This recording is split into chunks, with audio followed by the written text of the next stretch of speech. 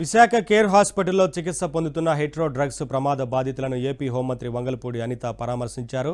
హెట్రో పరిశ్రమలో sodium hypochlorite gas leak అయి 12 మంది అస్వస్థతకు లోనయ్యారు. వీరిని మెరుగైన వైద్యం కోసం విశాఖ కేర్ ఆసుపత్రికి తరలించారు. క్షతగాత్రుల ఆరోగ్యం నిలకడగా ఉందని తెలిపారు. వారికి మెరుగైన వైద్యం అందించాలని వైద్యులను ఆదేశించారు. పరిశ్రమలలో భద్రత, పొల్యూషన్ సమస్యలపై ప్రత్యేక శ్రద్ధ తీసుకుంటున్నామన్నారు హోంమంత్రి అనిత. ఇలాంటి ఘటనలు పునరావృతం కాకుండా పటిష్ట చర్యలు తీసుకుంటామన్నారు.